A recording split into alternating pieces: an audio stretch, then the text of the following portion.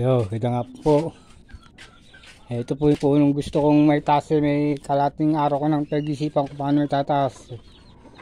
Buti dumating po yung apo ko. Pinagtulungan namin. Ginamitan ng lakas. Saka ng lubid. Saka konting karunungan po para pamamaraan, para may taas.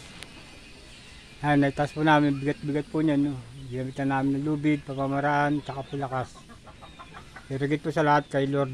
Siya po nagbigay ng lakas para po maitaas namin ito. Thank you po Lord. Nawala na ng problema kong isa. Ayusin ko na lang ito bukas. Unti-unti.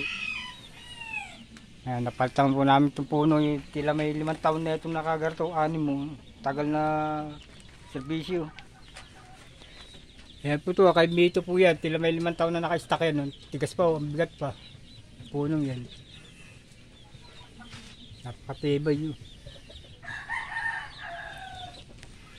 Anong oras na ba? Maya papakain muna ako ng manok. Bukas ko na ayusin to. Hawanin ko lang muna kalat ko. Ano. Tapos po yerong yano ko rito. Tatag-ulan na oh. Buti maabot yun dun yung ano, yung haba. Saka ganda pagkakakala ng mga nakalakay. Patong lang, tibay na. Hindi na kailangan talian. Antik lang ang antik. Bago namin yan. Oh. Galit na galit ang mga antik.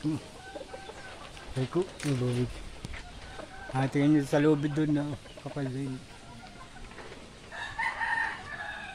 Pero ito.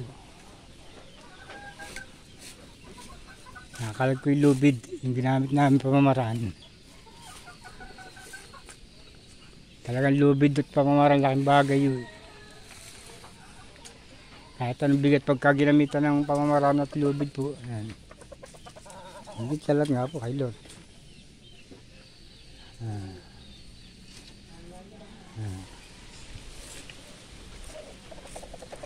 Salamat po.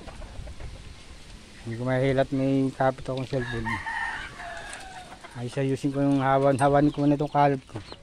Pero bukas ko na po ayusin ito. Dahil pang gagawin.